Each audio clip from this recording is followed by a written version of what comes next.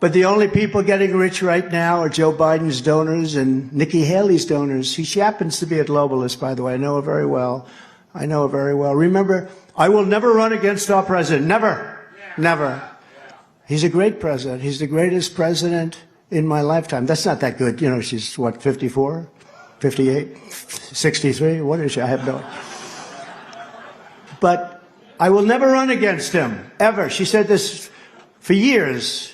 Then she calls a news conference. Ladies and gentlemen, I've decided to run for president. I said, that's not so surprising because I understand Nikki. She can't help herself. I understand her very well, better than anybody. By the way, she's not up to the job, okay? I can tell you that. I don't want to be mean. If I said that about a man, everyone would say, what a great statement. But I'll tell you, from Ron's standpoint, he's definitely not up to the job. I know him very well. I got him elected. He forgot about that. He forgot that he was at 3. He was dead, gone. He forgot that he came to me, tears in his eyes, begging for an endorsement, and I endorsed him because he fought the Russia impeachment hoax number 1 and number 2. 2 hoaxes. They were both hoaxes. But he did, along with 200 other people in Congress. This man was the best of all. Jim Jordan was the best fighter of all. I'd say he was about 7% of what Jim was, but Jim never asked me for anything. You know, he doesn't need anything. I give him automatic endorsements, but he's leading in his district by like 97%. Nobody even runs. He's one of the few people, he never even has somebody running against him. But, so I gave it to Ron. Ron was down by, you know, impossible odds. The election was taking place very soon, I think 3 or 4 days. The nominating process was just about finished. A man named Adam Putnam, he was the Secretary of Agriculture, running for governor for 8 years. He was 8 years as the secretary. He raised $41 million. So he was at 42, and I think Ron was around 3. He was like a 30 or 40 point difference. And he came to me, and I didn't know Adam Putnam, and Adam Putnam never called me. So I wish he did, actually, because I probably would have endorsed him. He was fine, but he never called me. But Ron did, and Ron came over to see me, and he begged me for the endorsement. I gave it to him, and it was like a weapon went off. I hate to use the term nuclear weapon, so I won't use that, okay? Because we're getting too close to that stuff. We don't want to bring up the term, but it's brought up all the time. But it was like a weapon went off, a rocket ship went up. And he ended up winning 3 or 4 days later in a landslide. It was a landslide. Adam Putnam is still saying, what happened? What happened? Because he was already measuring for carpets in the State House. He was getting ready to move in. Then we had to get Ron through, a very highly credible candidate at the time. He turned out to be a crackhead, unfortunately. As you remember, the Democrat, right? He was going to be, within the next 15 years, he was going to be a president of the United States. And Ron said, I don't think we can beat him. It was him and Stacey Abrams. They were the 2 hottest politicians in the Democrat Party. And Gillum, remember Gillum? And good-looking guy, everything was perfect. And I did 3 rallies. You're taking millions. Thank you, darling. Thank you. Thank you. That's all right. Go home to mommy. Your mommy's waiting. Go home to mommy. Thank you very much. So young. So young.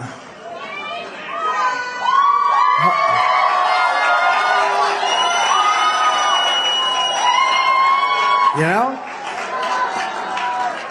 It's amazing, because that used to happen all of the time. And I don't think it's happened in 2.5 or 3 years. That's the first. And she's so young. So young. So anyway, so young and immature. Thank you very much. Thank you.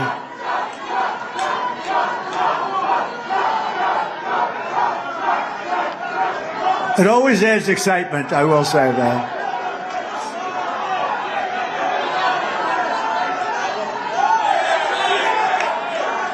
Thank you.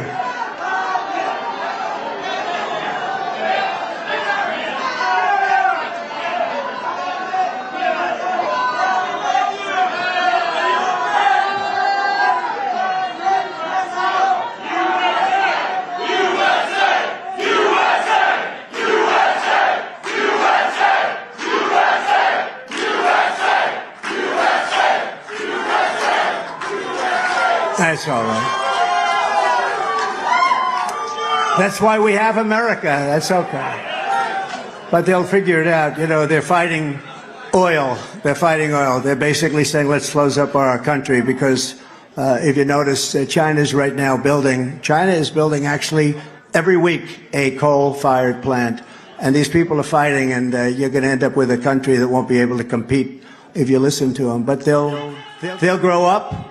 Thank you. They'll go up, they'll get older, and they'll understand that it's very important what we're doing. We speak from common sense. You know, we're really the party of common sense. People say, are you conservative? Yes, I'm conservative. We did a lot of conservative things, but we're really not liberal, conservative. We're the party of common sense. We want to have borders. We want to have elections. We want to have low taxes, a strong military. But anyway, so Ron, just to finish the story real quickly, but Ron, I endorsed him, and he went like a rocket ship. And then I did rallies for him, a couple of rallies, 2 or 3. We had tremendous rallies, and incredible, in Florida. And he still felt he wasn't going to win. I said, I'm telling you, you're going to win. And he ended up winning by 2 points, very little. And the other guy turned out to be a disaster. Thank goodness he wasn't put in, but Ron won. And then 4 years later, they said to him, will you run against the president? And he said, I have no comment. He said, I have no comment. I got him in. I got him elected totally. He was down by like 40 points for the nomination, and he was going to definitely lose to their new star, who turned out not to be a star. And when I did that, I don't know, there's something about the lack of loyalty in politics. Now, Nikki also, but to a much lesser extent. I mean, she has at least a right. She got there.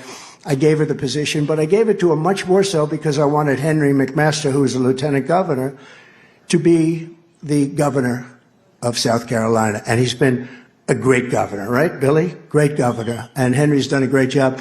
And Nikki did a good job. She was okay, but she's not right to be president. I know it very well. The wrong thought process, the wrong policy.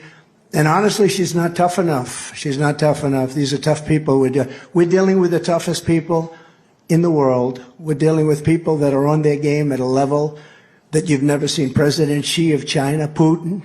Putin would have never gone into Ukraine if I were president. If that election wasn't rigged, he would have never, ever, not even a chance. And it was the apple of his eye. And you could take a look at North Korea. Kim Jong-un, very smart, very tough, but he liked me, and I got along really well with him, and we were safe. We were going to have a war with them, and they have a massive nuclear stockpile, possibly as big as anybody.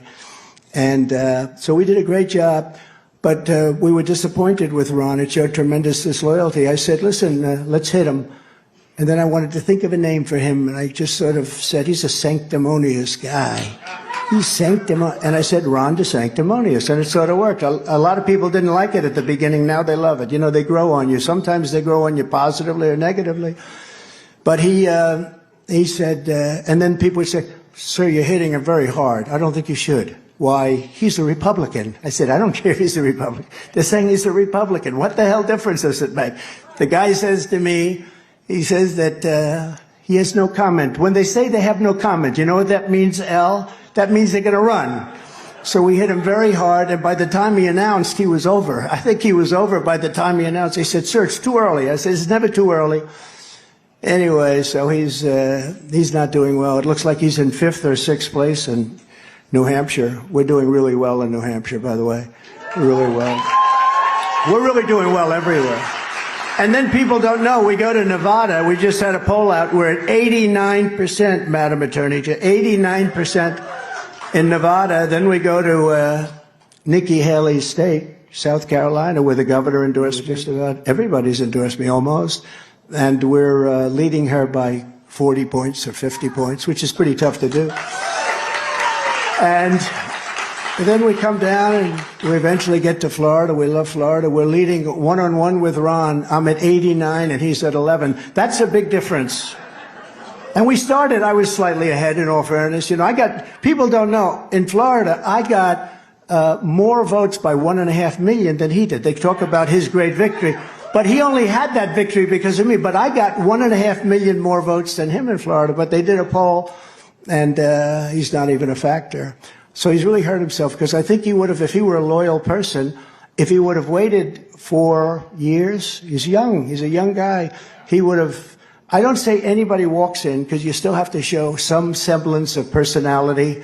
You have to do some things, right? And so it's never a walk-in, but let's assume he would have gotten my endorsement and he would have been loyal and everything else. But I think the lack of loyalty, a lot of people said when I went after these two people and a couple of others, sir, very, highly paid professionals in the back, they said, sir, people don't care about loyalty in politics. I said, I think they do.